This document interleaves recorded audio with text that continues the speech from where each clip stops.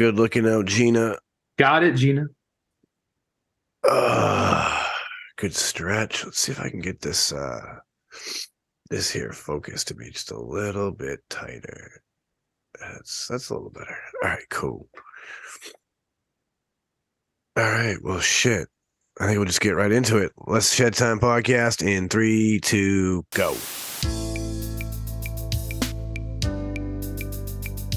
Ladies and gentlemen, I introduce you to Shedtime.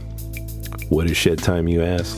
Well, it's code for the consumption of cannabis, but it's much more than that. Shedtime's a state of mind. It's art, it's music, it's cryptocurrency, technology, it's food, it's vaping. It can be whatever you want it to be, as long as you're not letting the bastards get you down, not being a dick, and making it fun. When you're in the shed, it's whatever your mind allows you to create. So now let's get to the Shedtime podcast.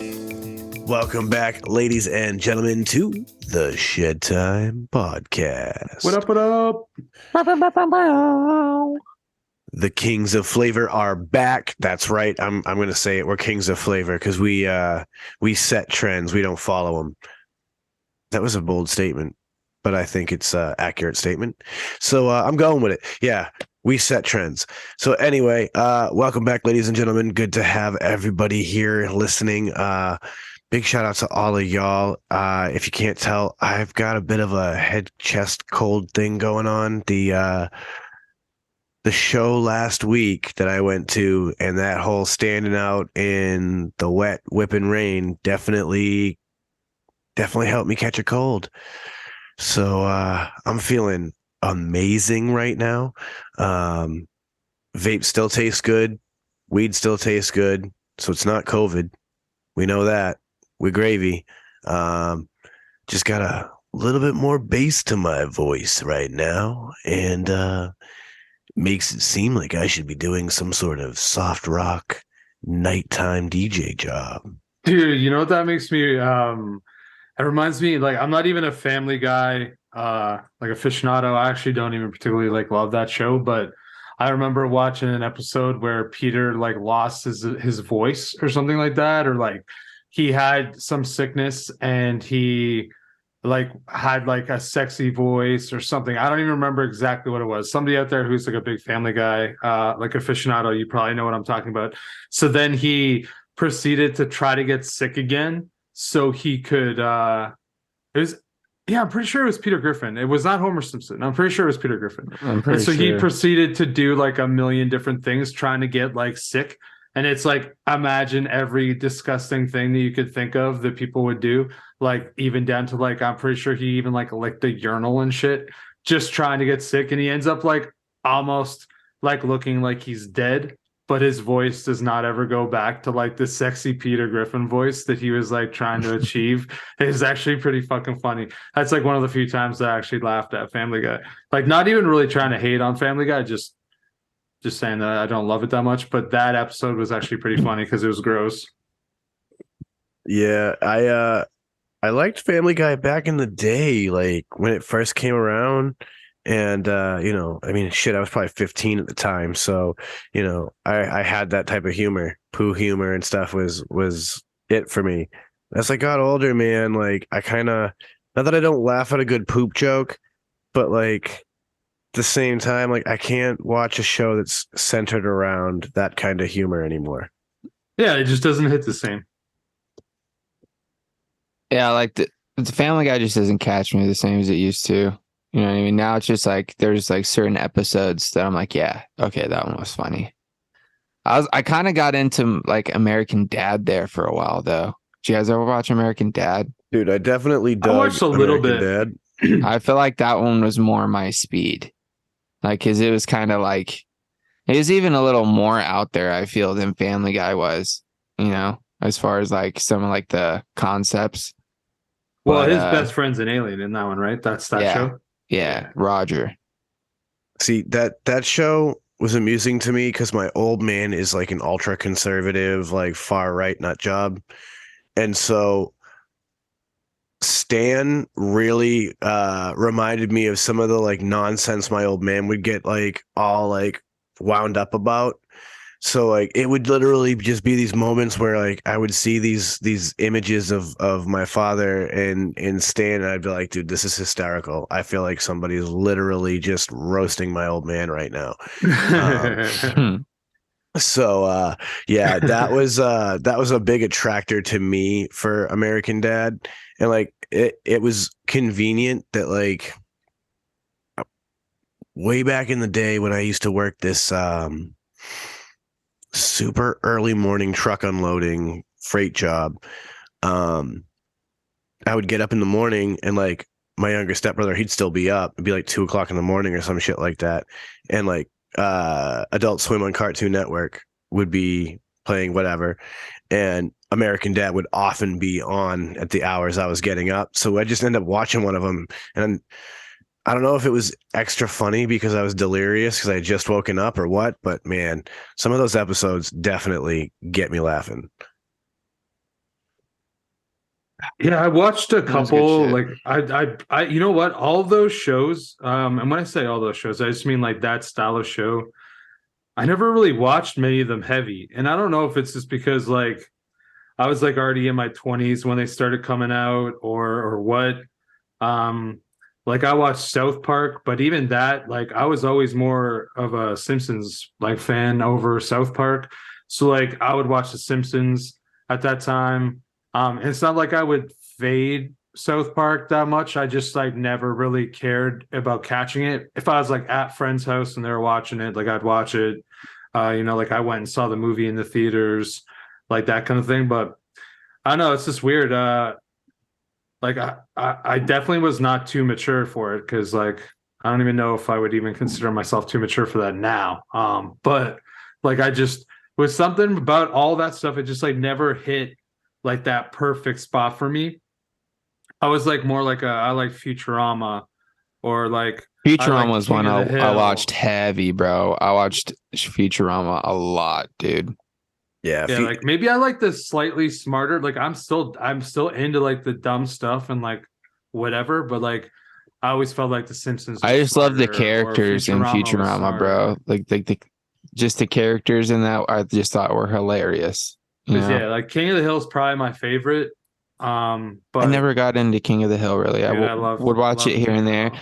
Like a lot of those shows I'd watch in passing, like if they were on or if I was flipping channels and couldn't find anything, I was like, oh, well, fuck it. I'll just watch this. You know what I mean?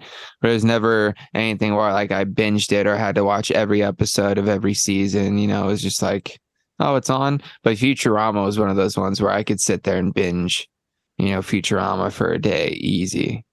it's the great thing about shows like Futurama, The Simpsons, and King of the Hill is that there's a kind of smart writing going on where like there are jokes for everybody. Yeah. Yeah, for sure. So like, for some super fucking, science enthused nerd type, you can literally catch some jokes in any of those shows that are going to make you laugh, but maybe some of your friends won't even get. And then honestly, vice versa. There could be some really dumb jokes that like go right over your head, but your friends are like, dude, that's great. So it there's something for everybody in the humor. And I love that there's that kind of smart writing. That's the kind of thing that gets me. I even like it in like regular film.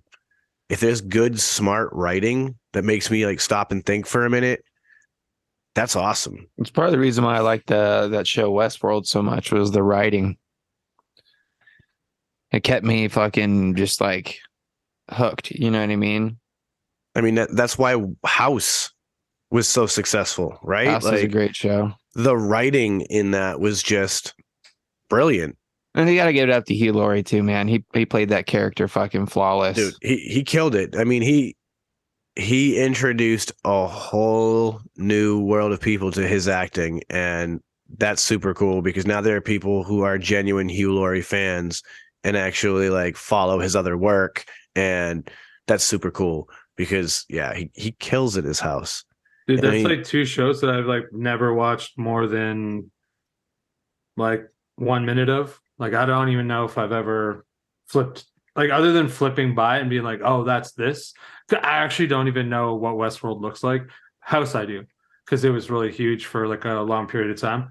when I definitely used to watch more TV. But yeah, I never watched those shows, which I know some people are probably like kind of choked about because like they love them, but it's like never drew me. I've never really liked hospital shows, and I know that like House was probably way beyond a hospital show. I appreciate, but I just like that was like the factor that just like never got me in. And I have no idea what Westworld's even about. I actually always thought it was like a political show. So No, that shows you. nothing to really That's do with West politics. Wing that you're thinking of. So Oh, maybe okay, there you go. That's that probably is a what I was thinking political of. one. Yeah.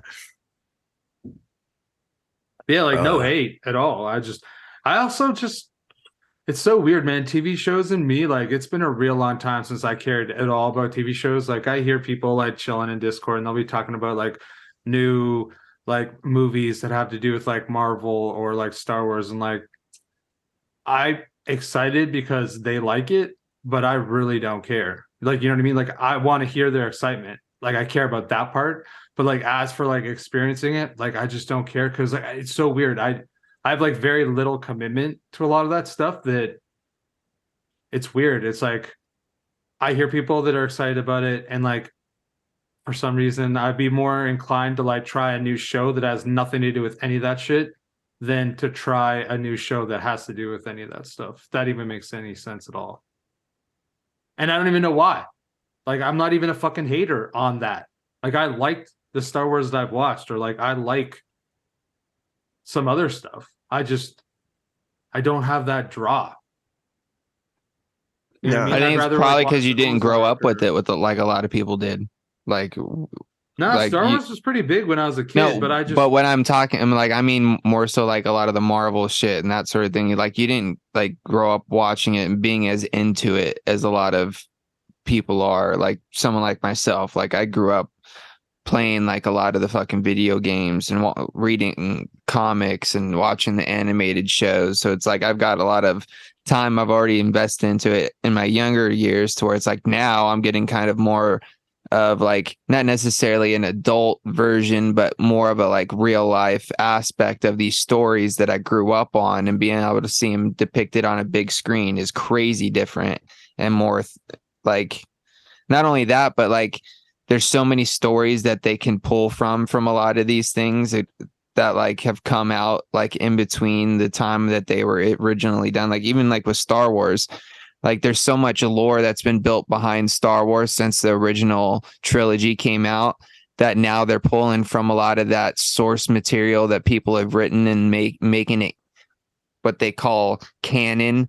You know, it's where it's a part of the actual storyline, and like seeing those stories come to the big screen, I feel like is what a lot of the pull is for everybody to go and continue to watch these and continue to see where these stories go, is because they've read or have heard about these things like growing up as a kid, you know, throughout these stories, and now they're being able to see them actually happen on a big screen. I feel like that's part of the pull to it. At least that's what it is for me. yeah, and like see, I spent a lot of time watching all those things when I was a kid, right? I think that it just at some point I think that another thing too is that I've realized this a while ago. Like I'm not really a movie buff. Like I like laughing at movies. Like I don't necessarily like love movies for movies. Like if someone was like, you need to see this, it changed my life, like I would probably watch it. You know what I mean? But I'm not like that committed to stories, and it has nothing to do with like the fact that I don't think that they're interesting. I think that it's just like maybe part of it is like I never had people to talk to, and so like I never really thought much about it, or like I never had any friends that were like super into that stuff like after being a kid, right? And when I say that, I mean like by the time I was like 15, 16 years old, like previous to that. So like I watched like tons of X-Men, tons of cartoons, like tons. I never really read comics, which is probably another reason why like the whole Marvel thing doesn't really hit for me. But like I enjoyed watching the cartoons as a kid. Like Star Wars, like I grew up in the 80s. Star Wars were huge. Like I had Star Wars, like legit original Star Wars toys, like from like being a little kid. But like I kind of just like all that stuff started to fade away. And I remember when they relaunched the original three, like I don't even know if you guys remember, because you guys were probably like little I kids, remember. but it was like, yeah, like Sean, you probably like 10, 11 years old when they came back to the theaters. Yep. And I was probably like 20. And they had right? they had that like extra added footage, and it was all Yeah, remastered. and like I remember going and Yeah, watching that and being I excited did the for it, same thing right? too. Yep.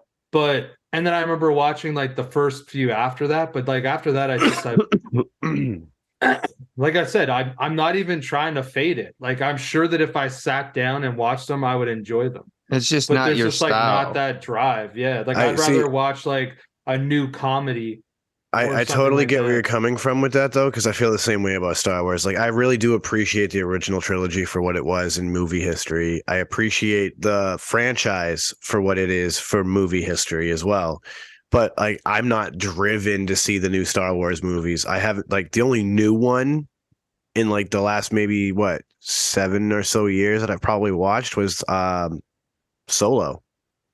And it was Yeah, really I haven't good. seen that, but see, I would probably watch that one. Like it was really good. It was cool to see the whole backstory of Han Solo.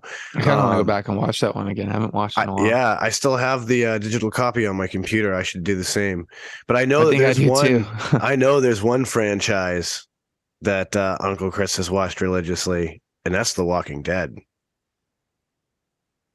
What about The Walking Dead? I know that that is a franchise that you've kept up on as far as its whole Yeah, so story like is you know what's concerned. so funny? It's true, you're right. I think that like there's 12 seasons, I'm pretty sure, and I actually don't think that I've watched the full last season. Like I've not watched like how it Sir. actually full out ends. You have to understand something tonight. Now, obviously, when our listeners hear this, it'll have already since passed. But tonight is Yeah. the fucking series finale. Oh, really? Okay. It Well, all hopefully my ends- PVR is recording it. Yeah, it all ends tonight. Like this is the very last episode of the original Of series. the original, yeah. So like that is crazy. 'Cause I think it's actually 13. Is My it? wife, I if can't- my I can't wife were remember. here, she would know. But I think this is actually season 13 now.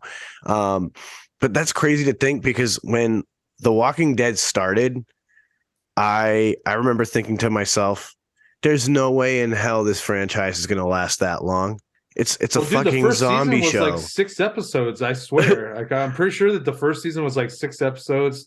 I don't even think that they started to make like legit seasons until like season 3 or something. Like I feel like the first 2 seasons were like a total of maybe 18 episodes, like maybe. Well, I mean, that was also in an era where like hour-long movie episodic type stuff was new. Well, yeah, like Netflix or like all that stuff was still pretty fresh. So like, when it yeah, started. like It probably started what in like 2010, 2009? yeah, probably like 2009, 2010, something like that. That sounds Yeah. about right. But yeah, like it's crazy to think that it has lasted this long, and it's probably going to be something that goes down in like entertainment history as one of those major franchises like Breaking Bad or even Star Wars, things like that. And you know No, what's that's- funny about that show? Sorry, James, I'll say this real quick. I actually faded that show for like 2 years, and then finally a friend of mine, like shout out to Mark Kinnitz, he like twisted my rubber arm and was like, dude, I think that you'd like the show. Season 3 is about to start. Why don't you binge watch the first 2 seasons, and then just every week I'll get you high, you come to my house, we'll watch it. And And it's so I did, and then I got hooked. Sorry, James, go 2010. ahead. 2010 was when Walking Dead started. That's one of those ones I never got into, bro. There's a lot of shows like that like everybody, there's like this huge cult following behind that I never got behind, like Walking Dead, Game of Thrones, Breaking Bad. What else? I haven't watched The Sopranos. See, I haven't really there's watched like- The Sopranos there's either. I so could many, like- probably get into Breaking Bad. I But I've honestly, just I probably never could given it too any because I time. do really like Bryan Cranston and what's his fucking face, the other guy. I always forget his fucking name, but I like those dudes as actors, so it'd be cool to see them work together. And I know that like they had really good chemistry throughout that show, but like I never got into it. But I feel like back to like just to kind of like double back for a second, back to the original part with the whole Marvel shit. I think part of the reason why like I really love those like Marvel, Star Wars type movies and stuff is because I had a very vivid imagination growing up and stuff. So like those kind of like futuristic or like crazy like fantasy sort of movies and shit just kind of grab me because it reminds me of like things I used to think about like as a kid, because you guys if anybody knows me, you already know how big of like a Power Rangers fan I was growing up as a kid. And, you know, I fucking thought I was a Power Ranger at one point growing up because I had such a vivid imagination. I would like make costumes to become a Ninja Turtle and shit and like act these fucking stories out with my brother and sister. You know what I mean? And I feel like that's part of the reason why a lot of these, you know, kind of like fantasy, you know, superhero fucking storylines I gravitate towards because it reminds me of like those fucking stories of when I was a kid. And now it's just like, dude, now it's like seeing it in real life or as about as real as it's going to be. You know what I mean? I just kind of put that together as we were talking about it. That makes a lot of sense though. So now I'm going to ask you this question because it just kind of jumped in my head. If you could be any of the superheroes through, you know, history, who would you be? See, that's a tough question, bro. Not really, because I already know who I'd be. And who's that going to be? Right here. Good old Wolverine, bro. For the viewers out there, you guys already know. Got the poster up on the wall. He's always been my favorite, bro. Always, dude. Even though he's fucking tormented as shit and like he's gone through some fucking shit. I don't know why, bro. I just think fucking Wolverine would just be badass, dude. Dude, I can dig that. I'm not even sure. Yeah, like honestly, like if I had to like really, really think about it, there's like a few of them that I like, and I like them for different reasons. Like I always like Professor X because like he's a G, and he's like kind of like on this like different level, and like a lot of his powers were unique to him at the beginning, right? Obviously there was like a few other X-Men and stuff like that that had similar powers that he like helped whatever, but I also like always really liked Beast, just because like he was so smart, and I like that aspect because he could just murder tons of people if he wanted to, but like he didn't choose to do that, you know what I mean? Like I'm sure he probably did, but like he didn't do it all the time, so I always liked him. But I even just like a lot of them are probably X-Men because I always like when I was a kid, I did legit like X-Men a lot. I also really like Gambit a lot. I just like liked his like very underrated character, yeah, bro. dude. I just liked his like attitude and like he had some fucking cool ass shit too, bro. And I just like the fucking and everybody thought vibe, you know? Everybody always thought like, oh, his power is so stupid. He fucking throws flaming cards. No, he could do that to anything. He just happened to use cards. Yeah, like he could pick up anything and use that shit. But no, he was just known as a gambler. That, you know, that's where the whole Gambit thing came from. And it's way easier to carry a pack of fucking 52 cards in your pocket than it is, you know, some other shit. You know what I'm saying? Yeah, and dude, that's a mag and a half, bro. 52. Exactly. Like there aren't too many guns that are easily pocketable like decks, that. You know, a couple decks of cards in your pocket. You know what I'm saying? And then you never seen him put the power on the staff he'd carry around. Come on, people. I'm with it. Like I think it was as far as X-Men go. He could put kinetic energy on whatever, dude. Gambit was he was a baller, dude. Dude, Gambit was cool as fuck, and I always liked Gambit when I was a kid. Nightcrawler would have been sick too. But like out of all the heroes ever, like I still think I'm going with Batman.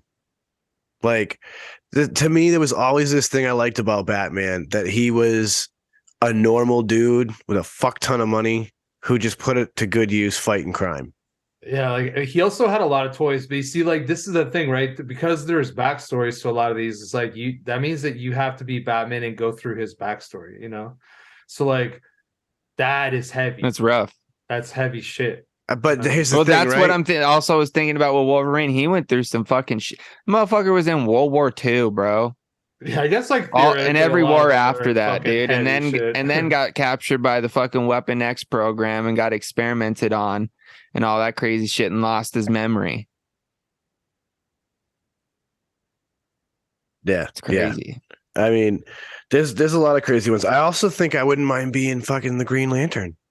Dude, being like a Hal Jordan character would be pretty sick, dude, because like I would like my introduction to Green Lantern was that like 70s Super Friends, right?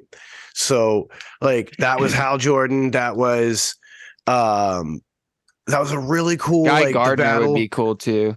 The whole battle between, the Green Lantern and Sinestro, the power rings thing, like I'm into that. I dig that.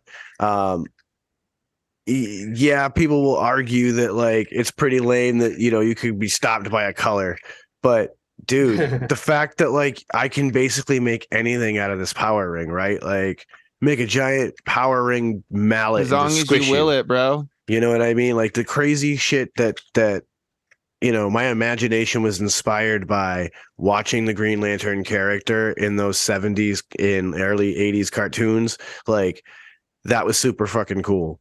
So, I mean, I always have a love for Green Lantern. I have a handful of Green Lantern The toys in my darkest day through collection. blackest night, bro. You know what I mean? No evil will escape my sight. I mean, I don't think he's really a superhero, but I also would totally be the Crow. Like, Yeah, no, I think that would count. Like there was comics about him, was there not? I mean, there were like he fought for good. the Crow franchise is Dude, another interesting like speaking cult of movie this, franchise. of course, this is going to be late. I totally can't believe I haven't mentioned this. I actually found out some crazy news this morning. Jason David Frank, aka the Green Power Ranger, passed away, bro. Oh shit! Really? Yeah, I don't know much about it. I've seen a bunch of posts on it about it on Instagram. Poon Sauce McNasty, shout out to Corey. He hit me up this morning and he was like, "Dude, did you hear what happened?" I was like, "What?" And that's honestly kind of a fucking hit for me, man, because he was kind of a hero to me growing up as a kid, So it's it was crazy to hear, dude. But yeah, and the crazy part about it is they just got done filming like a new movie, and it's like his own like Power Rangers spin-off thing. Wow. That he was doing with like Bat in the Sun, and his daughter was in it with him, and like they were going on this big press, have been going on like this big press tour for it and shit. Damn.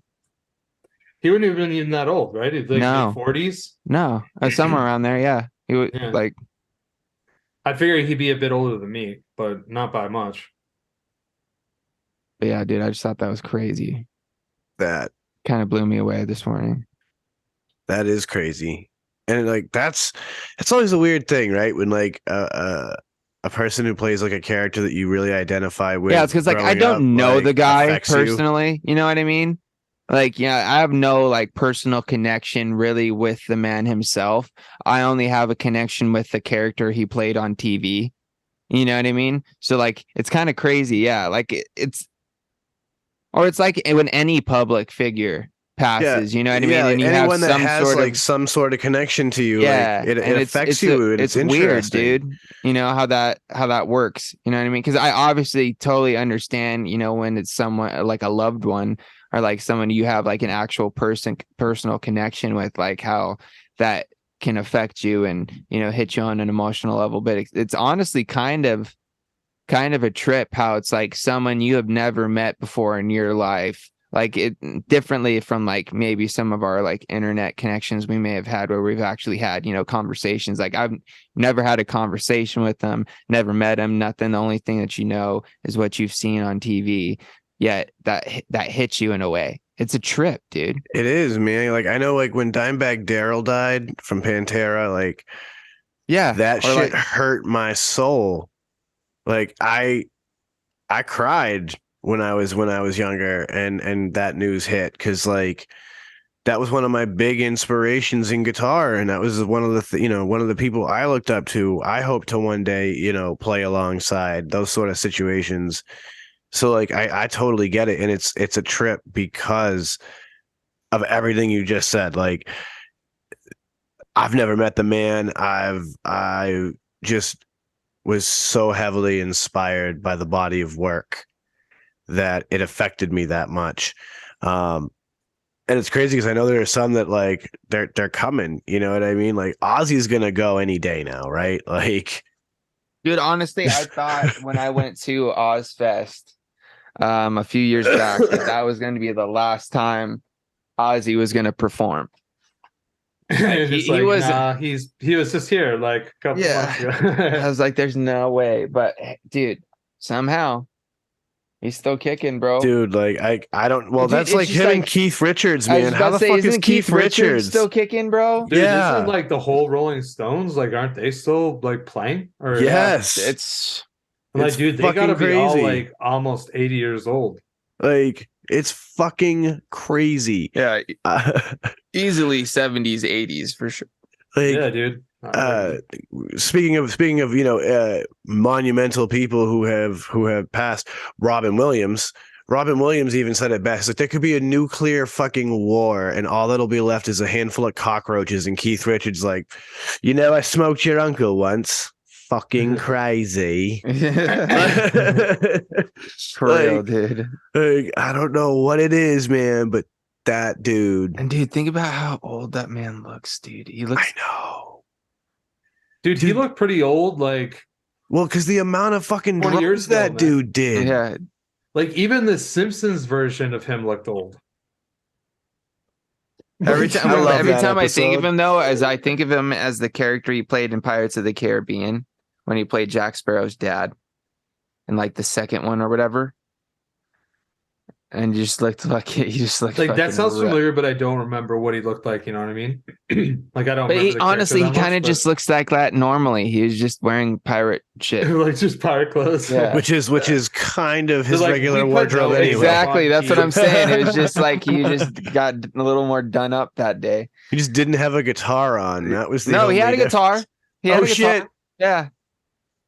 See, I'm not into pirates, so I never watched the Pirates of the Caribbean. I'm not into sci-fi shit. That's why I never really watched Stranger Dude, Things. I'm into not a lot into of like stuff, bro. the I'm fantasy honestly, dragon stuff. I didn't watch I am Game of kind of- Thrones. Stranger Things is really good though. Dude, and that's the crazy thing, Sean, is because like I'm totally into like that kind of like medieval like because I am like a movie buff, bro. I like all kinds of different movies. I'm not a horror movie guy really, but I like dramas, I like actions, adventures, fantasy, sci-fi, comedies. Like if it's something that I can like find some enjoyment out of throughout, like either whether it's the writing, the stories, a certain character or whatever, dude, I'm down for it.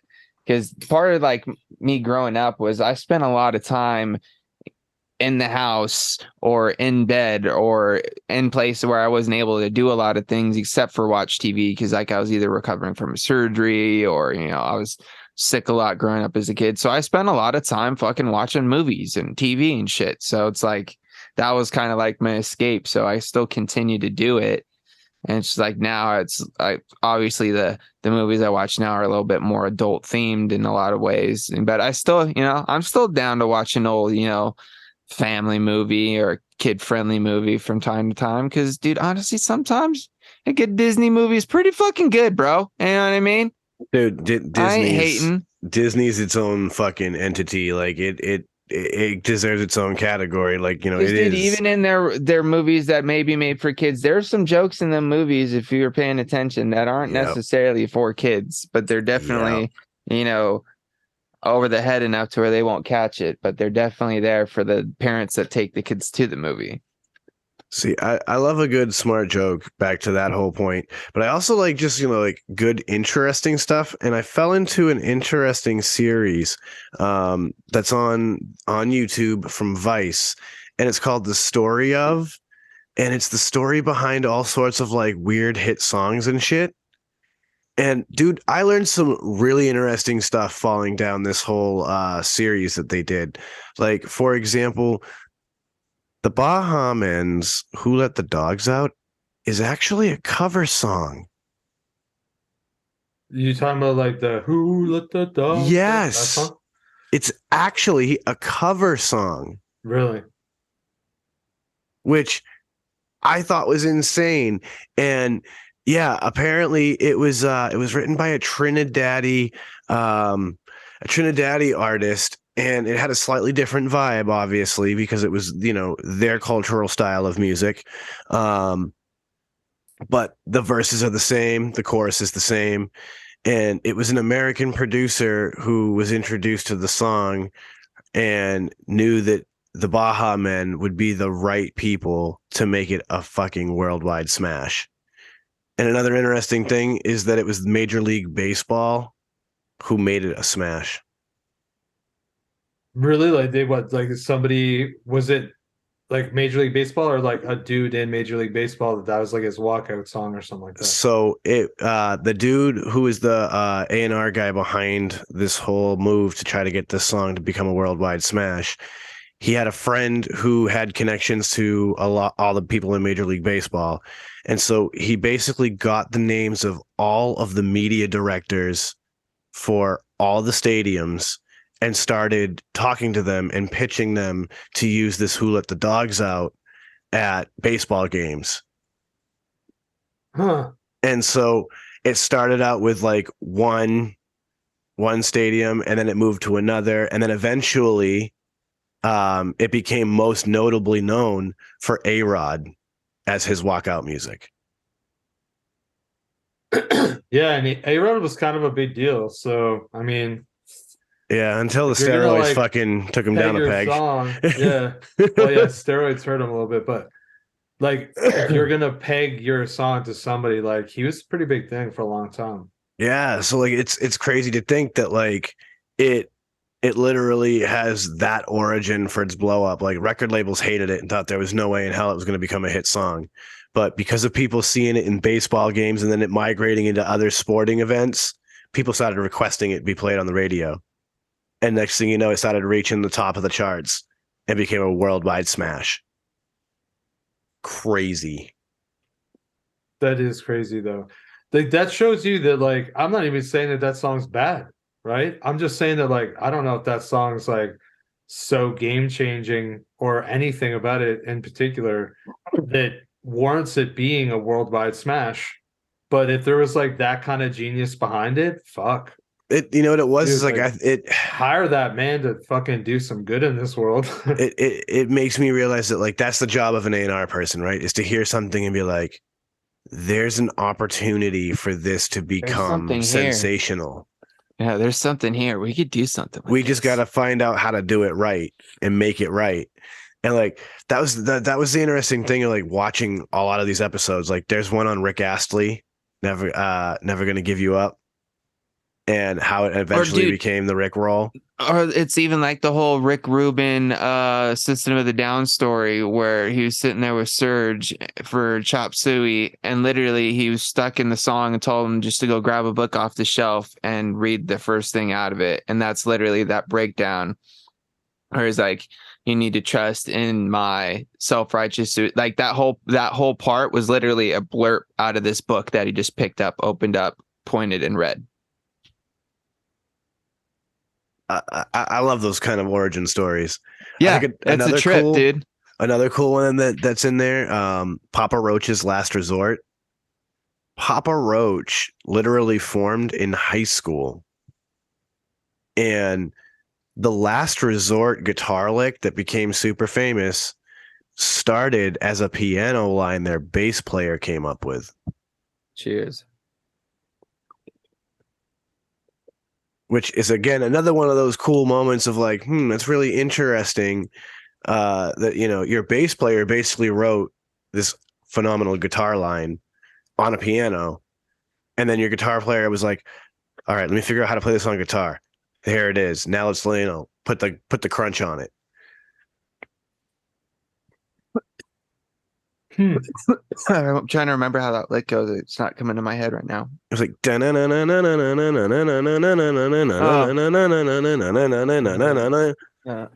Something to pieces. Cut my life into pieces. Dude, I must have been like 13 or 14 when that song came out. Leash it out of sight. And an interesting thing now about I'm losing that, my sight, losing my mind. Somebody would. Yeah. Sorry, now it just popped in my head. that song was about one of their singers' close friends who unfortunately went on a really bad trip and had a mental breakdown. Oh, okay. And so like he went through a really dark depression and things got really out of control. And yeah, it all stems from like a story from when they were like 17 years old. And I'll give you one more that I think is going to blow your fucking mind. And if these aren't all reasons to go check this out for yourselves, I don't know what is. But Wheatus, Teenage Dirtbag. Guys remember that song? Yeah, of course. Yeah, everybody's been using it on fucking TikTok and Instagram for reels lately. It's inspired by a satanic murder in the 1980s. Really? How crazy is that shit? So, yeah, the singer lived down the street from somebody who ended up fucking murdering his friend in the name of Satan. And Teenage it was Dirtbag, is that where yeah, you said like that? Wheatus's Teenage Dirtbag. It's actually inspired by this dude that the singer went to high school with, who literally murdered his friend in the name of Satan back in the 1980s. Damn. Like, Dude, how was that song? Like from the very late 90s, late early 90s, I 2000s? think, like 99, maybe 2000. I remember it was in Um, like a movie that Jason Biggs was in. it It was was like one of the big tracks on I don't remember what the movie is right now. The one that he went to like New York. He was like a small town Nebraska kid or something. Went to New York, like NYU University. I can't think of it. Doesn't ring a It was bell. on the I have soundtrack. no idea. It But was yeah, on a lot of movie soundtracks back in the day.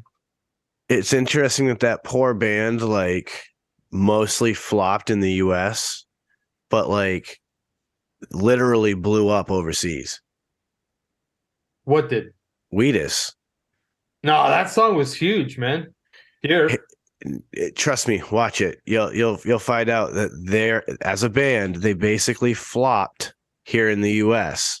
Though that song may have been licensed like crazy, it did not convert to ticket and album sales. Really? And so they really had no real success in the US. However, in the UK and shit like that, they were playing huge festivals and doing all sorts of crazy shit. It's a really interesting story. It kind of fucking made me appreciate the band a little more. They recorded that song in the dining room of the singer's mom's house. Really? Yeah, like it was a moment where they'd done a demo, the record label heard it and was like, all right, blah blah blah. And they're like, well, listen, we'd rather, that's just the demo version, we'd like to do a really good version. And they gave them 3 weeks to cut the new version, or they were just going to release the demo. So it was really cool that like they just kind of like got all the equipment and hustled hard and recorded a much cleaner real version and put that out. So yeah, some really interesting stories. There's one in there about Eiffel 65's Blue. I've seen that one. Like I had no idea that Eiffel 65 was just kind of like a bunch of people that were all working in the same studio. They just put it through themselves together. Yeah, just like all collaborated on a track together, and it ended up blowing up. Did that? You know what? I wonder what that would feel like to like be somebody who like maybe you're not necessarily like crazy known or like really really successful, even if you're doing it like Dude. as a career, but then you like kind of hit it on something like that, and then you're like touring the world to like play one fucking song, and you're like, Dude, homies, I got my own library. Let me. you know what get the some. craziest part about that song is the main line in that song that I'm blue da boo dee da boo or whatever. They're not saying anything in any language. They're just saying gibberish. Dabba-dee, dabba-da. That's it. Just because they knew that no matter what language you spoke, You could say you that. could sing along with it, and anybody would be. That was the whole premise behind that fucking line. It was like that blew my mind when I heard that, because at first I dude. thought, I was like, what does that even mean? Nothing. Doesn't mean shit, bro. Well, dude, even when they're like speaking English, he speaks like pretty slow. So like anybody could probably say that. And like there's people out there that don't speak English, but they can sing songs because they're basically just like mimicking whatever the person's doing, like they're saying it. Like I've even seen that before on YouTube when I've got lost in like a rabbit hole, and you'll go to like it'll be like amazing edition on fucking Poland's Got Talent, and like the person can't speak any English, and then they like just like rip some English song, and it Oh yeah. sounds like they have zero accent at all. There's a great example of that I always found interesting, and that's the 80s metal band Scorpions. When you listen to, Winds of Change and Rock You Like a Hurricane, you're like, yeah, great songs, English for metal band, right? No, German. Dude, I guess that's even like Millencolin, right? Like when Sasha sings and he doesn't really have like an accent, but when you hear him speak on stage, he's got like a real thick accent. Like, and a lot of Swedish people don't. I don't know. I'm like exposed to like a reasonable amount of Swedish people because I watch a lot of hockey, right? And like almost all Swedish hockey players have like barely any accent. Like they just sound not necessarily like English, but Well, like it's probably because they spend a lot of time, speaking English with like, yeah, but dude, I've known people that have lived in Canada for like 40 years, bro, and like their accent is so thick I could barely even understand them. it's probably because they don't really care, dude. Yeah, maybe they're just like surrounded by other people and they speak Well, like their that's native the tongue thing, all the right? time. Like But if you're around enough people with an accent, you'll gain the accent, right? Or you'll keep the accent in some cases. So like I know when I don't really have the heavy Boston accent because I'm not from that area. But I'll tell you what, after several months of living in the city, I started talking about cars and smoking squares down in the down by the fucking bus station, yo. Like I started to get that Boston accent coming out because I was around it all the time. All of these people Yeah, and were, it's just, those like that thick accent. because like think about it, if you spend enough time around people, you start picking up mannerisms or phrases or things. It's like, dude, I never used to, talk with like a Boston accent or whatever. But whenever I'm hanging out with like Sean or like Swags or one of my buddies from Mass, I just throw it out there every now and then because I love the fucking accent. Certain things that are said I think are hilarious. So I just love it, dude. So I just throw it out there just to hear it. And mine's gotten a lot better from hanging out with these dudes because I spent enough time listening to them say it to where it's like I can actually get it down a little bit more. it's funny though because like Sean is right. Like although he does sound like he's from out that way, he doesn't really have have like that thick strong Boston, accent, just no. like Swags, right? But they both can pull They it can out put like, it on, bro, real easy. quick. Yeah. But that's it. It's because it's a regional accent that we are regularly exposed to. It's just that It's like me, dude. I can go 100% Cali on you real quick. You know what I mean? I can go like total surfer Cali dude on you because I've been around enough of it. You know what I mean? I could talk like I'm from LA, but no, I'm good. That's why you get the white kid from East LA who's like, "Hey man, that's negative." Hey, dude, you gotta check out for this shit, Holmes. You know what I'm saying? You just gotta watch out. Should be crazy around here, man. You know what I'm saying? Exactly. Yep. Dude, you know what's funny about that too is like I don't even think that I could throw out like a real heavy Canadian accent because like I don't even know. I mean, I don't even know. I guess French Canadian, right? Like that's the only one I can think of is like yeah, but it'd be bad. Just like if I try to do an East Coast one, it'd be bad. But like I do know that they have like more of a discernible Or accent. Smider Man when you need him because he could pull him out for us real quick. Well, dude, even just like his accent itself, like his regular, just like accent, to me is like Saskatchewan. It's like noticeable, but like I couldn't throw it out there. Like yeah, see, like Smiderman's accent because he's got that Saskatoon going on. He to me is that like stereotypical Canadian accent. That like he might be closer because like people on the East Coast, I don't even know if people would necessarily like think, oh yeah, that's a Canadian accent. I don't think that they'd even think that because they say like some wild shit. Like I don't even understand what they mean other than it might fit into a spot of a sentence where I'm like, they must mean this. Okay, all right. Like, I'm going to use context clues and hopefully I'm right.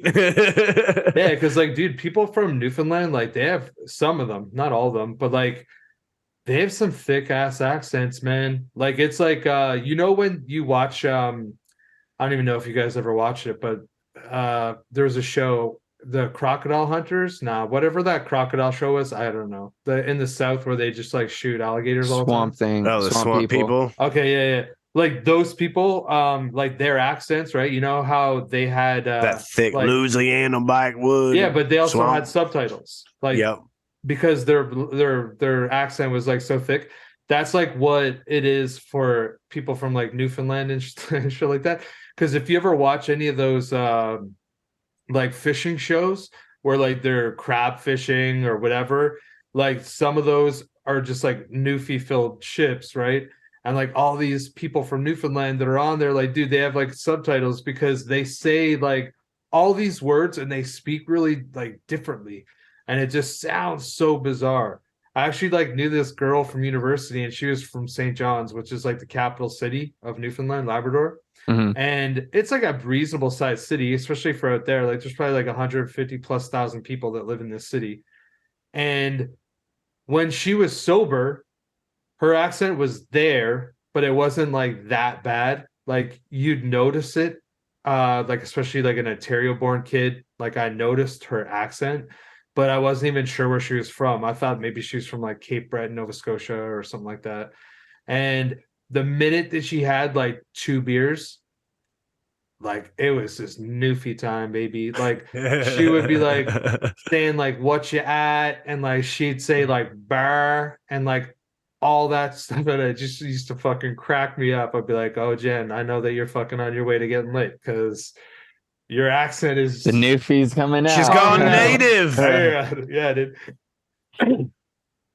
See, A lot like, of those people are fucking awesome people, though. I will say that for sure. but that's like the Scottish, right? The Scottish still speak, English as we understand it, but that accent, if They put it on thick, boy. if you're not used to it, they'll say some things to you. You go, whoa! What did you say? Could you slow that down and pronounce it phonetically? Because I'm lost. Yo, this is the one thing I got to give it up to the vape community for.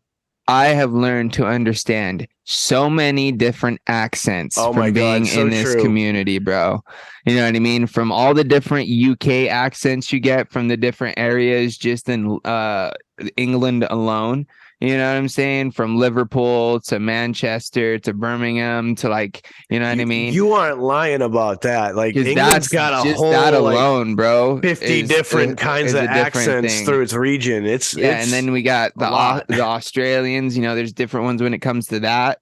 You know what I'm saying? And shout out to Mo D. Talk about that dude, Perth accent. Yeah, he threw that one on thick, boy.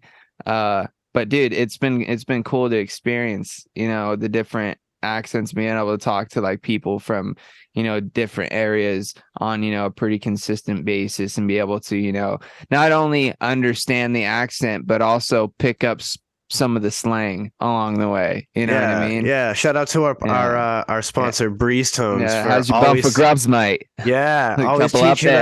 Always teaching us some good Aussie slang. A fucking couple up there, mate. I'll have a go. I love it. You know what else I love? That you nah. Oh, or if you want to go one step further, nah, for sure. Dude, you're nailing the accent now. I love it. His coaching has been phenomenal. I've been practicing, bro. I can't wait to be there when you hit him with it. Oh man, I do it all the time. Anytime I see Adam, how's your pump for grubs, mate? Adam's fucking laugh is infectious. If you guys ever have a chance to catch Breeze Tones, go at this and hear him laugh, man, that man has a fantastic laugh. It'll definitely put a smile on your face. But putting a smile on your face brings me to this thought. You decided to try an experiment today, and dude, I was gonna say, bro. So here's talk the about thing. this for a minute. If you guys listened to last week's episode, then you heard I had a mission that I set upon myself. I was going to go to the dispensary before the podcast this morning, pick up some edibles, indulge, drive home, which is about 45-minute drive or so, chilled. But when I got home for about another 15, 20, right, before I indulged in anything. Well, no, that's a lie. I took a dab this morning before I drove down there, but hey, You know, you need a little wake and bake to get the day going. But anyways, I ended up consuming about 150 milligrams of edibles. I ate this, nice sized Rice Krispie treat, which was 100 milligram in total. And then about 10 milligram gummies. And I will say this, I'm not completely whacked. I will also say I have also taken 2 dabs since then. So like I do have that going on top of it. But I will say, body, as far as the body high's going, feeling real light, boys. So how's your back feeling right now? Nice and Not as loose. sore as I was this morning. Little stiffness, little, but not nearly as much as I was this morning. But I will say this: it's only been about hour and a half. Oh no, maybe more. Maybe like close to 2 hours since I've like fully consumed it. You know what I mean? So I still have a little bit of time for it to kind of, But so by the end of this episode here, you might be hitting the peak. Yeah, and I feel like after this, when I kick back and maybe watch a little something or play a little duty, I might be like, oh, hey now, I'm chilling. You know what I mean? And I know I'll be able to write it out for a while. That's the plus to edibles that I always forget is like if I do actually get it to kick in and I do feel it, it lasts for a good amount of time. You know that's what I mean? like And here's I know the thing, you got that. You got I'm that. probably gonna crack into these other guys. You know what? We'll do it live. Well, not live, but here on the podcast. So, you started out with a national brand. So for our listeners who are available to find it, with some canna infused indica gummies, the mangoes, and I will say not only are these delicious, but I feel like I've had these once before and had a good experience. see, Kanna's an interesting brand. Out here, we carry them as well, but they have to have a dividing line down the middle because we have the limit of 5 milligrams per serving. So they get to be marketed as a 2-serving gummy. Yeah, so it's just a little circle guy. Got a little like sugar coating on them, but delicious, dude. Yeah, the flavors are bang on what they're supposed to be. I don't have the wrapper for the Rice Krispie treat because I ended up throwing it away. But it was a Dr. Norm's 100 milligram, just straight up, normal Rice Krispie treat. And it was delicious, dude. But then I also picked these up, which I was also really curious on. There some classic live rosin gummies. So they have they're actually infused with live rosin. So full spectrum situation. Zittles is the strain. And I'm gonna try a couple of these right now too, because why not? These should taste a lot more weedy than the last ones. You won't like the texture on these, Sean. Super soft again. Softer than the Canna ones. Oh wow. Oh, but dude, the flavor, bro. These taste potent. Yeah. Well, that's the thing, right? Because they're live rosin, you should really taste the weed in these.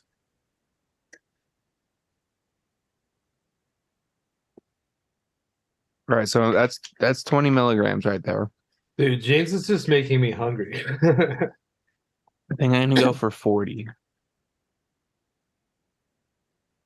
I still have some chocolate. I'm gonna go 40. I'm gonna go 40 and ride this out. So 40 more on top of the 150 I've already consumed. Should we just do one more and just make it the even 200? Send it. I mean, why not? Because now you got an interesting time release situation going on. Because now in a couple hours, these ones will start to really hit too. These ones are they don't taste. They taste more like just like a. There's I don't know.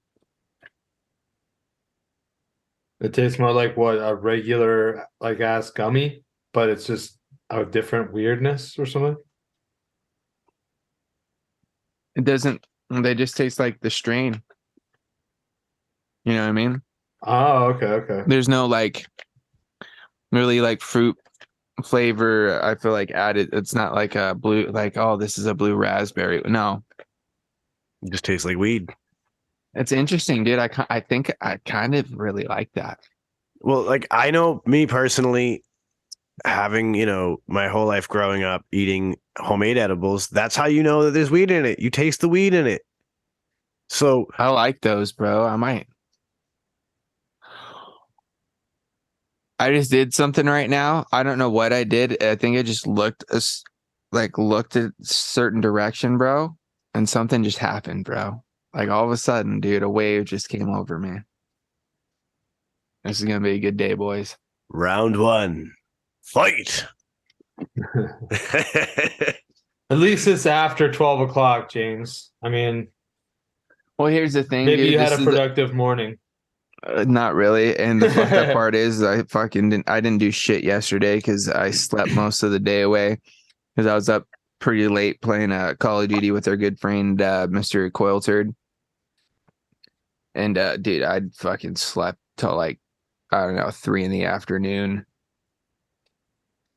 It was pretty brutal. I woke up tired as fuck. You know, one of those days when you just slept way too long and then wake up and you're just already tired. Yeah. Yep, that's what happened. I gotta show you guys this beautiful photogenic nugget. Dude, that's a nice little nuggie there. This is literally the best grass in Mass. This is the Cultivator Cup winning Slap and Tickle by Bountiful Farms. And yeah, foxtails for days all over these nugs. They're gorgeous. Whoa. Incredible flower. I mean, you already know, obviously, about Slap and Tickle and just how great of a strain that is. But yeah, this one is stellar, and she tastes delicious in the Dynavap. It's amazing. I'm so grateful. I'm going for a ride, I feel, boys. I mean, you're filled up with fuel, so why not? Because I feel like either the first few gummies I ate earlier or that Rice Krispie treat are really coming on right now. It's about to get a little tricky. And it's crazy because then I put another fucking 50 down, dude. And it's like, this is why people, luckily I'm not scared of what's going to happen because I'm a seasoned, consumer, and I know what to do if I end up getting too crazy, as far as the high goes. But this is also part of the reason why I also don't like edibles is the time release factor of them, because it's never exactly the same depending on maybe what you've had to eat that day already, maybe just on your metabolism alone. Like Sean and myself, maybe you do have to eat quite a bit or eat a specific type to actually really feel something out of it, sort of thing. So it's a really kind of touch and go kind of, you go for the ride, and either you buckle up and just go for it, or you prepare for how to get off the ride if you need to, which there are ways. You just need to know what they are and prepare for them. Like one thing that I've learned along the way, I'm sure, Sean, you probably heard this as well, is if you have a nice CBD lying around, you can help introducing a little bit more CBD into your system, which will kind of help counteract some of that THC effect and help kind of even you out a little bit. You could also drink some water, eat some food, get a little something on your stomach to help, digest your digestive system, burn through the, whatever else you got left in there a little bit more and help bring it down and even you out there. Just stay calm is another thing too. Don't freak out, because if you freak out, that helps, get the blood flowing, intensifies things a little bit more. Laying down in a dark room for a little bit and just kind of taking a quick little nap, I mean, at the end of the day, right? Like, weed in an edible form is a tough thing. Like, a lot of people, I think, they attempt edibles as their first their first foray into cannabis, and it's the wrong approach because because it seems it doesn't seem as scary, you know what I mean? Because it's just like, oh, I just eat this and then something happens. Cool. Because a lot of people are off put, and a lot of people don't want to smoke. Completely understandable, especially if you're not a smoker already. Why would you want to smoke, your weed? Get it. right, 100%. exactly. But like what I just said, and like you were saying, Sean, it's very, touch and go, and it's not instantaneous, and you gotta really know what you're getting yourself into before just diving into it. Because And the thing is that like in the marketing of edibles, they've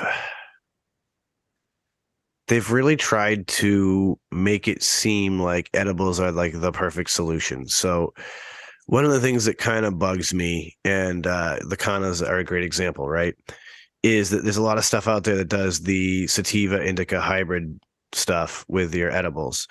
The problem is that when you make a distillate edible and then add terpenes, distillate is just THC by itself. So, I mean, it is what it is. It's nothing special.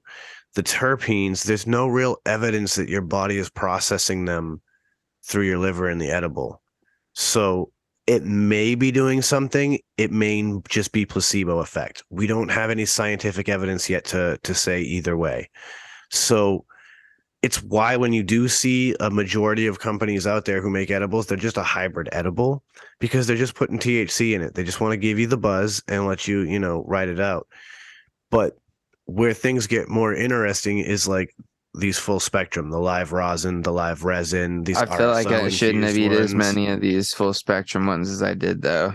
Yeah, because that's the thing. Because now, if you're eating an indica live rosin, you have the CBN, It does also the CBG. look what it says in the corner too. Indicouch. Yeah. So like on the package. you're gonna be feeling that indica boom from all those other cannabinoids in your system. So it's gonna be one of those things. And what I'm seeing now is that there's a lot of companies who are finally being able to experience working with the lesser cannabinoids and stuff to create specific blends. So like Betty's Eddies is a great example. They now have an energy blend. They've also got the bedtime Betty. I've seen stuff those. like that. Dude, you know what I've seen too?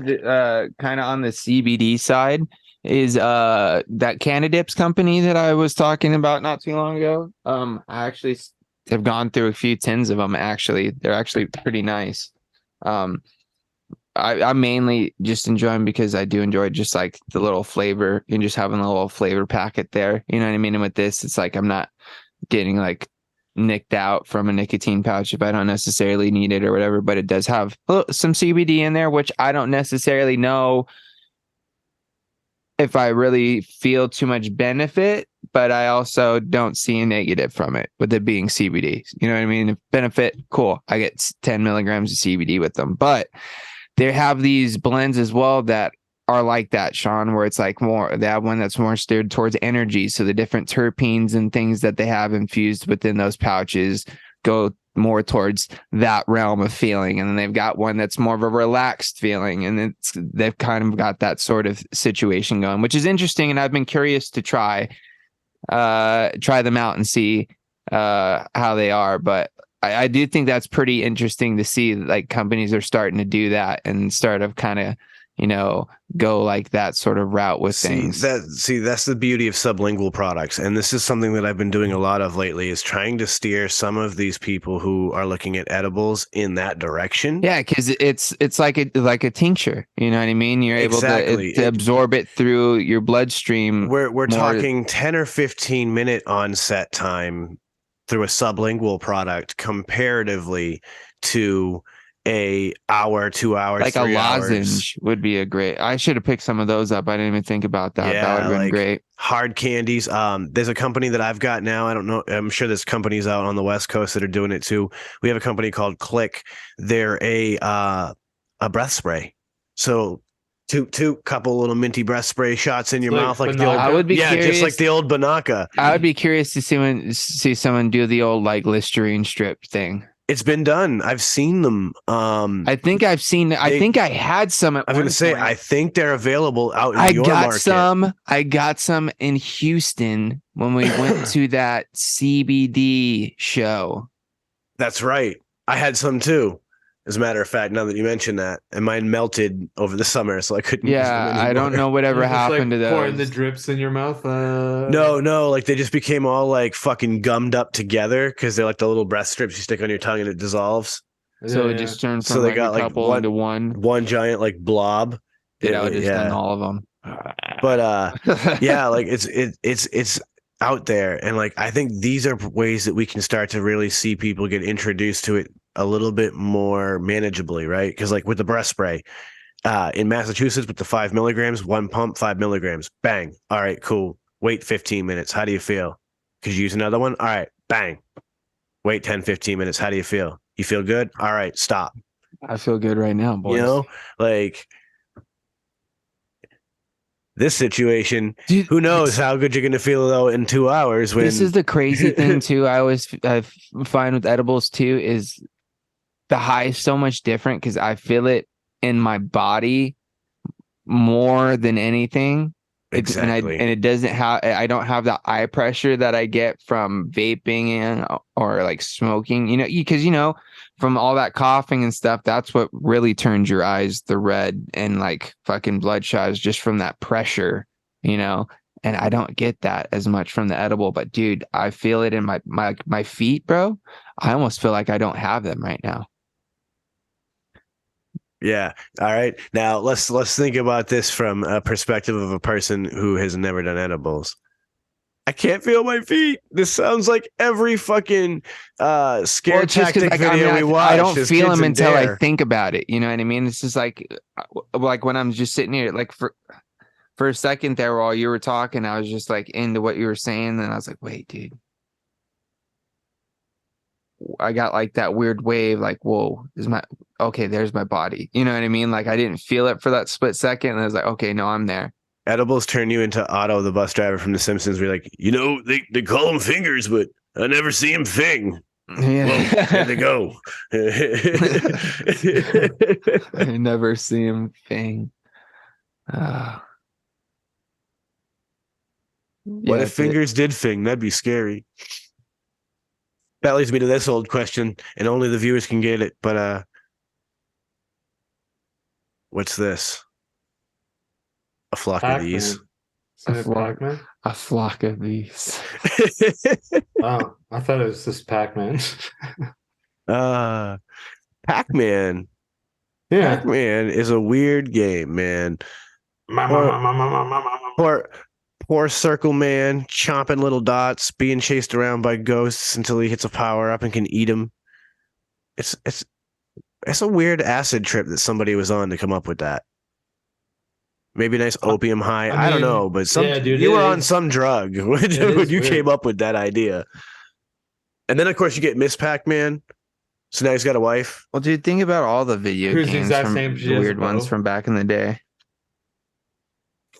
Dude, I love me some good retro games. I've been falling down one of those rabbit holes too, like weird retro game videos and like shit like that.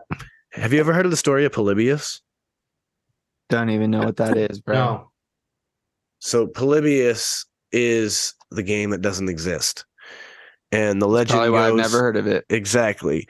The legend goes that this was a arcade cabinet in some shop, and people would play this arcade game and then eventually disappear. Tron? Are we talking Tron right now? I mean, it's very Tron-like. It's very Tron-like, except that when the investigators came to investigate the machine after several people disappeared, so did the machine.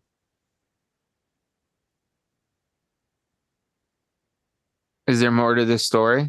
I can't remember everything. I've only watched one small documentary. I want to read up and watch some more on this because it's an interesting story.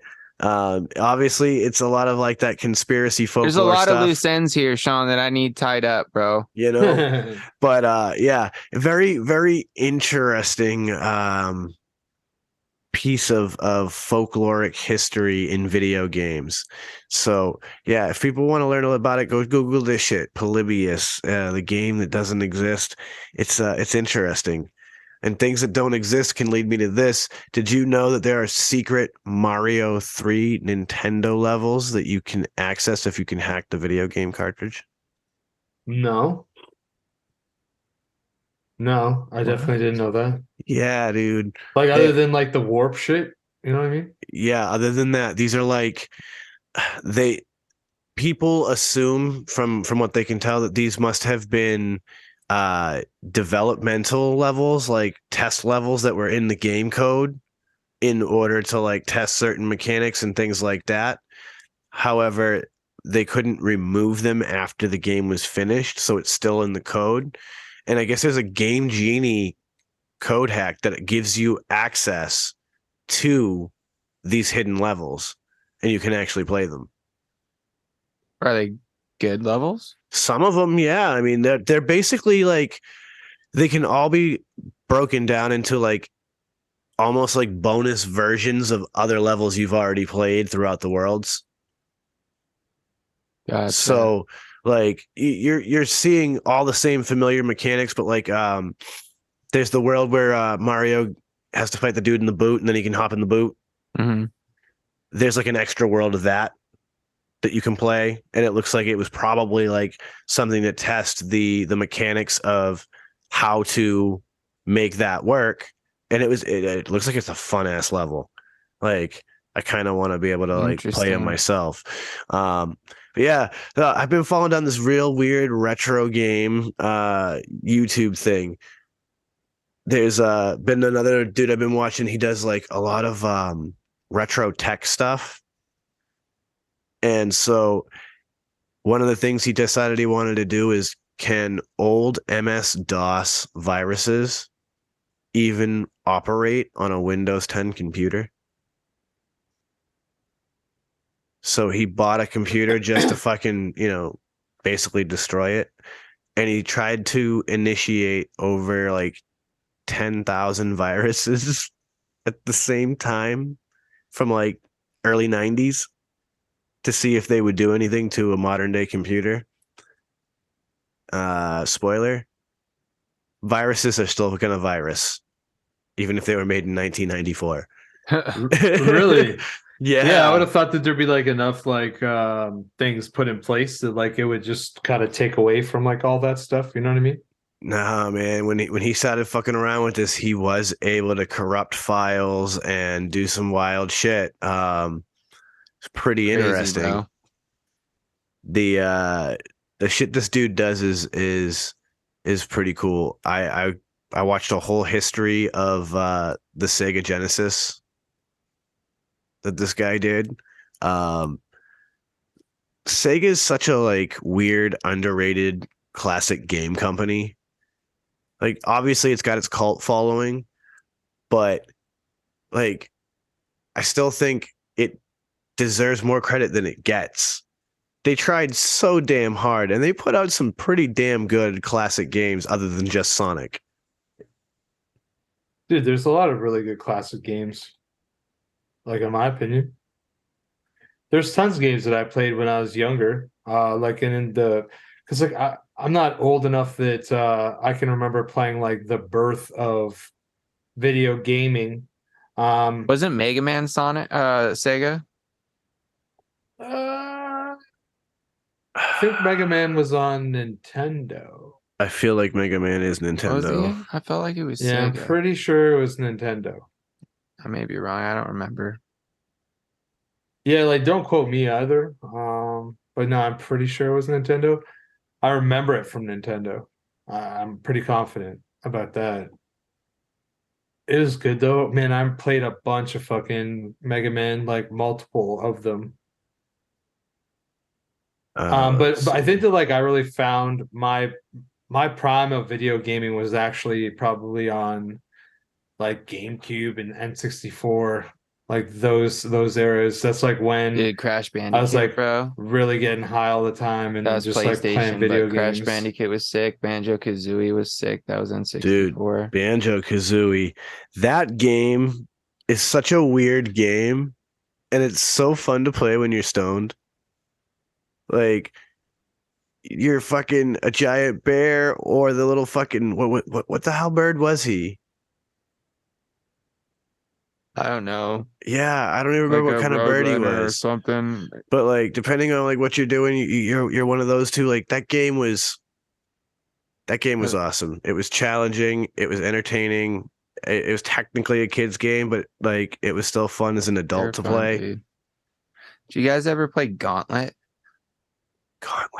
I feel like I probably did, but I don't remember it that good. It was I like a don't- game where you like run around. There'd be like 4 of you, and you run around like these like dungeons and shit. And you'd have like all these different powers, and like one of you'd be like a fucking wizard, one of you'd be like a fucking Oh shit! knight or whatever. And you like, Was this a eh, Sega series I think it might have or been. not a Sega? I mean a early Nintendo because I Yeah, feel like there was I an feel like it was NES on like version. yeah, and then I feel like they did another one on N64. I do see it. There was a PlayStation one. But yeah, I remember playing that as a kid too. It sounds super familiar. Yeah, like the game does sound very familiar, but like I just can't remember if I played it heavy or anything like that. There's a chance though. It was dungeon crawler. Yeah, dude. I really feel like I played like the early like It was 1980s fun, dude. version on like some 16-bit console. Oh, it was an Atari game, actually. Yeah, the original was. And I then they like definitely made feel like like I've played the Atari version. the looking one at I played this. was like Gauntlet something, like There is an NES Legacy or some version. shit.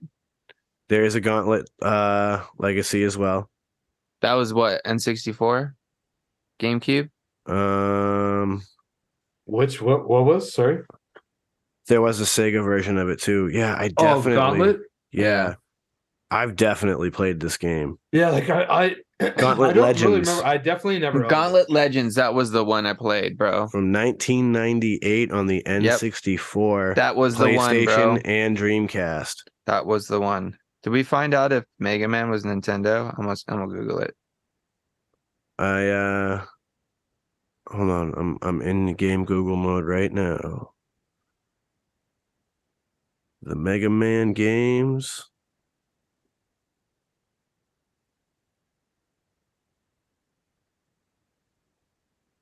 Yeah, Sega. Yep. NES. Oh, it was on. 1987 was the first one. Holy crap. 35 Oh, like years the old. original Sega? Oh, it Yeah. was, yeah, by Capcom, that's right. By Nintendo, but it also came out on Sega too. Oh, okay. See, that was the And- thing, right? Like, Yeah, because I think that I played that on like NES, like the Ridge. yeah, Sega's like legacy is really only built on a couple of like major franchises, and then otherwise they kind of co-released a lot of stuff. So like there's a lot of stuff that was on multi-platforms. And then of course you had like all the weird stuff that Sega would do, like Sega Soccer, Sega Wrestling, Sega Football, those kind of ones. Sega was just such a classic arcade company that like Afterburner, for example, I used to play the shit out of that in the fucking arcade, especially when you could get the one that Dude. had the like simulator. Remember Twisted Metal, bro? Dude, Twisted Metal was the shit. Yeah, I don't actually think I ever played that. The little one. ice cream truck. Like I never with the owned crazy- it, but I had a Oh, friend we who did, bro. We and we it played the all shit out of it. time, dude. And Jet Moto, I love the Jet Moto was sick. I played the shit out of Jet Moto with that kid too. Shout out to Kyle, wherever that kid is. I don't Dude, know. there's so man. many good games on like the N64 and shit back in those days. Yeah, dude. I still have emulators for N64 and shit, and like Nightmare Creatures is one that always comes back to mind for me because it was like this weird, creepy RPG where like you're killing these monsters in this like old English village. And it was dope Dude, because it had a feature where you could switch the role and be the there was this monster. dope computer game I used to play back in the day too. I don't know if they ever had it on console, but Unreal Tournament was sick too. Oh, I It played was the all built. shit out of Unreal. Yeah, I Yeah, never played dude. that game, but that's Unreal familiar was as on the well. Xbox, the original Xbox when I was playing it. Dude, it was so sick, dude. I And used to play it on computer. I loved Unreal. That we played hours of that because that was one of those games like me and the boys we'd do like team death matches and shit in Yep. Unreal. And so we would just get baked and then play around and then get Dude, those baked and games are play so around. much fun, bro. And like this is early Xbox. We didn't have it hooked up to the internet or nothing, so it was literally just us Yeah, I against think that was computer. like before Halo and shit. Around the same time, maybe even. Dude, I I know. remember the first game I remember playing online was on the original Xbox, and it was like a racing game. I think it was like Moto GP or something like that. It was like a motorcycle racing game. I remember playing that at my friend's house, and it was like the first time ever playing like online against people from all over the world. This was probably like 2000. Dude, I used to play a lot of the MX and ATV games back in the day, dude. I used to play those heavy. See, my first time playing online was Quake. I never So we're played going back Quake. to like maybe 98, like dial up, early days of Yeah. cable modems, that sort of thing. I was playing in internet cafes back in the day, but I was always playing like first person shooters and shit like the old Counter Strikes and Delta Force and the old school battlefields and stuff. Dude, you before, talk about like, old the graphics school. were crazy. You talk about the old school shooter games. I've literally got Duke Nukem 3D Anniversary Edition on the computer right now. I was like, you know what, dude? I saw it in the Steam. It was on sale. I was like, I'm gonna pay up for this. It's worth like I don't even remember what I paid, but it's worth like $10 or whatever to have this piece of my childhood available to me whenever I want. Dude, lately I've honestly really been grinding heavy on the new Call of Duty, bro. Hard. Grinding. Dudes. Grinding, bro. It's so much different though from the other one, Chris. Like it's a trip. Yeah, I'll probably like if there's a deal this Friday, I'll probably buy it. You should check it out. But dude, it's interesting, man. I like a lot of the guns. I found one last night that I started playing with, bro, and at one point I was like, all right, this gun's just broken, bro, because I was murdering, dude, with this thing. I don't know what was going, either that or I was just on one, but I was doing pretty solid last night there for a bit. And it's what I love about it though, Chris, is the fact that it's a new game and I can grind on all these guns all over again to like it's unlock like a fresh start. Yeah.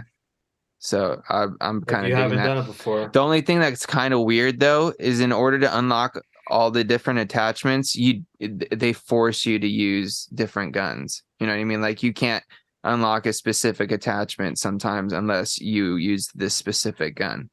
Oh, it'll be like use gun C to unlock the last. Or it's like you have to get this gun up to this gun has to get to level 7 before you can unlock this barrel, and then you have to get this gun up to like level whatever to unlock this specific sight. But like once you unlock it, then you can pretty much throw it on whatever gun for the most part. You know what I mean? But that they've changed that aspect of it. The fucking camo grind is totally different now because it's like a fucking weird tier system shit that's fucking crazy that I haven't quite figured out yet. The battle pass has changed to where it's like instead of you just like unlocking tiers like through just getting battle pass experience, like you get tokens, and then you got to go in through like this little grid system they've built, and you got to pick one tier section, unlock all 5 of the things within that tier to unlock the next section of the grid. So it's kind of cool because like you get to pick and choose kind of which part of the grid you want to open up first to like unlock whatever fucking part of whatever package you get. So some of them have calling cards and emblems and charms and CP points, and then some of them have a gun and an operator skin or this or that. So it's like you get to kind of pick and choose. Sounds like you're playing bingo. Dude, it's dude, yeah, it's weird. It's definitely got B11, some bingo! it's definitely got some learning curves, and like the whole movement mechanics is different now too, which has kind of made it I think a little bit better, because it kind of, I feel like, puts everybody more on an even playing field as far as how quickly you can move around the map. But there's also certain things about it that I don't like. Like some of the maps are fucking dude, there's this one, bro, it's like the border. If you guys know what map I'm talking about, worst map in the fucking world, bro. I hate it. It's terrible. I fucking hate playing that map. Out of all the Call of Duties, that's probably my least favorite map I've ever played. Anyways, I digress. That's the fun thing about games, right? It's like you can get so into them, and like they can just get these little niggling things that just get on your nerves. Oh, that's bad. I love it. I love it. I mean, in the gaming rabbit hole, I still fuck with Minecraft. It's still something I enjoy. I was a beta tester with it, God, however long ago that was now. I don't even know. Over 10 years ago, 15 maybe. Like, that's crazy to think about. But like, it's entertaining to watch what some of these people on the internet can do. Like, there's some people in this world who have an insane amount of talent to be playing just a game like Minecraft. Like, the shit some of these people design and build, I'm like, why aren't you an architect? Like, you can design a fucking fully detailed, gorgeous house in Minecraft. Why aren't you an architect making WAP? Maybe they're making a bunch of money doing that. I mean, I know there was one kid I used to watch his Twitch stream once in a while. He was an actual engineer. So it was kind of cool to see his perspective and approach to things. Have you seen the guy that makes like the fucking big ass like replicas of Star Wars shit in Minecraft? I've seen a few of them. I actually have one in a world of mine. Actually, I imported a Millennium Falcon because fuck yeah, I want a Millennium Falcon I could explore. Why not, right? Like, well, for real, straight up, I'm not gonna go to, what is it, Universal, that has the Star Wars world like that? No, Disneyland. Disneyland. All right, I'm not gonna just pay up and go out there. It's just, if I'm out there, I'm not going to Disneyland. I'm gonna do a lot of other different things. So that for me is good enough. Like, I can kind of get my little explorer on and be like, all right, cool, I dig it. That was fun. It's like, there's a server for Minecraft that has the entire, I think it's Disney World or Disneyland, one of the two, completely recreated. You can ride the rides, the whole nine. That's a trip. I was like, all right, this is cool. I was impressed. Like, there's some shit out there. There's people who have done The Simpsons entire Springfield in full detail. The shit some of the people out there can do. I've seen a working calculator with the electronic mechanics that are in that game. People blow my mind. So to all those creators out there who are, doing something creative, even if it's in your Minecraft, shout out to you, because you're doing what you love and you're having fun doing it. And I'm not here to knock that at all. I'm entertained by it. I get stoned. I sit back and I go, this dude really just made a calculator in Minecraft. That's insane. You'd be surprised on what I get high and sit back and watch, bro. Like, sometimes the YouTube rabbit hole is the funnest thing ever. Because, like, I swear to God, I think our friend Senor Taco is leading a double life, and he's actually a YouTuber. Because, like, I came across this dude doing a tech video the other night, and he's over here, like, never puts himself on camera, but he's talking about this different tech stuff, and his voice sounded just like Bill, and I was like, this is amazing. Like, is Bill just living a second life that he's not telling us about? He could, honestly. It could be, bro. I would not be surprised if He's like, this that famous tech YouTuber, and he's just never going to tell us. He's keeping it a secret. Bill's a enigma, bro. That's Bill what I'm also saying. has like a pretty vast knowledge of tech as well. Like he's like one of those. So I'm saying people he's that, like, super I feel like smart. I could ask him about like tech, and he would be able to give me a pretty good answer as to like what. He's one of my favorite people to conversate with in our Discord when we're all hanging out over there, because he knows so much about so many things that like he'll hit you with some interesting factoid, and you're like, dude, that's really interesting. And bringing it back to earlier, I love that shit. I love interesting shows. I love smart humor. It is a very free spirit too, bro. Very go with the flow, like, you know what I mean, dude. Like I look forward to the day that we finally meet, Bill. I know you'll be out there listening. 100%, dude. Bill's an OG, as we say, triple OG. I love it. You know, I admire the shit out of anybody who can live so freely. That's awesome. And with that, I hope everybody out there listening is having an awesome day. It's time for us to wind it on down. And I'm going to send it around the room like we always do. So, Uncle Chris, tell them what it is. Okay, well, thanks to everybody for tuning in. I appreciate you guys. Of course, I will shill myself a little bit. So if you guys want to check me out on Tuesday nights on Mixing It Up, feel free to do that. KVTV YouTube channel. You can check the three of us out on Frames, Janklin, Vapors YouTube channel on Friday nights at 8 o'clock for the Green Room. And then lastly, I'll show us here. So yeah, if you guys want, go shedtimepodcast.com. Not only can you listen to the podcast episodes on our website, you can find a ton of information about, you know, people that have been on here, coupon codes that might be there, write-ups about ourselves, all sorts of different stuff like that. We do have a suggestions box, or like a hit us up kind of thing. If you guys ever have anything that you want us to talk about on the show, anything like that, or maybe like a guest or a topic that you guys want, just feel free to throw one in there. We also have a Patreon. So if you guys want to check out our Patreon, feel free to do that too. I'm pretty sure that you can give as little as like $1, but like, you know, $5 a month, it would go a real long way for us. I'm not going to ask you guys to do that if you can't, but if you just have $5 you want to waste, feel free to do that, because you're wasting it on a good cause. So I think with that, I'm just going to say, everybody have a good week and live your best life. Frames. What Chris said. Do I really need to say anything else? Thank you guys for tuning in and supporting us. We greatly appreciate you guys, those that tune in. Leave us some reviews on your podcasting platforms. If there's a way to leave a review, that helps us out greatly. You know, 5 stars or whatever. Share it. You know, tell your friends about it.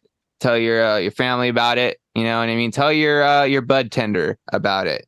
You know what I mean? Spread the word about the shed, and let's help the community grow, because that'll help us here at the podcast. But other than that, guys, tune in the Green Room on Fridays. You can check out the channel for random build streams and stuff like that. Other than that, we're gonna be here in the shed doing what we always do. I'm gonna continue to start saying this too.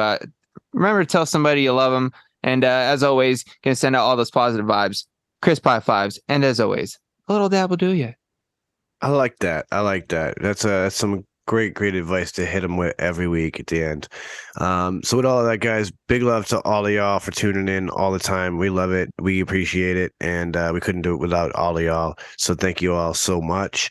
Shedtimepodcast.com. Links for everything are there. You can definitely hop onto that Patreon and get some perks of being a patron. And it's pretty cool. Links to a patron-only Discord where you get extra hidden advanced communications with us and things. It's pretty cool, man. Plus discount codes and so much more. So go ahead and check it out. You know, watch every episode if you want. Get early access, all of that. Shedtimepodcast.com, your links for everything. With that, I'll bring it to a close like I always do. Remember, don't let the bastards get you down. Be cool, don't be a dick, and whatever it is that you do, be sure to have some fun, because it's the Shedtime Podcast, and we're going to roll on up and roll on out.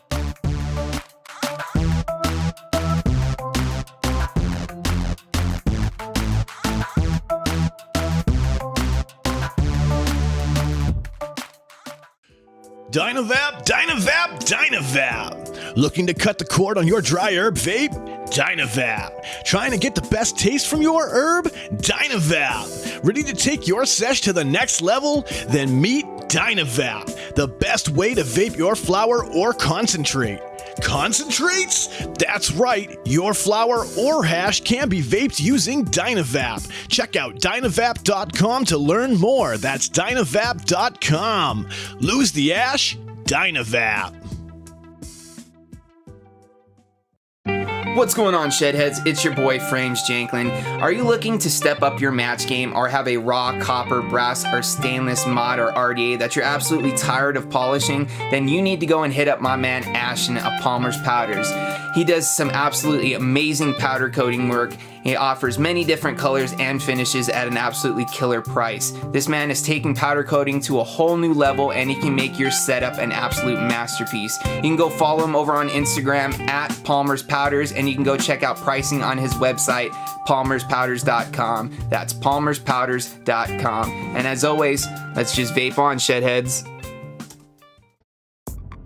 I want you to think of your favorite rebuildable right now. Yeah, okay, so you have a layer cake in your hand, and now you're about... Oh, sorry, yeah, that's not everyone's favorite. That's just mine. So think of your favorite rebuildable atomizer. Think about how good of a vape it produces for you.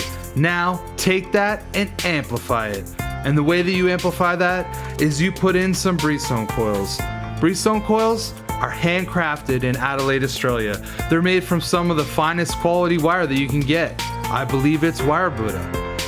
You take those coils, you take them out of that phenomenal packaging that clearly shows how much care that Adam puts on the quality of his coils and the insurance that you get them in good shape. You put them in that favorite RDA, and guess what? You have coils that now sing better than Celine Dion. Go check out Breezestone coils. You can find them on localvape.com and also steelvalleyvapors.com. Solid.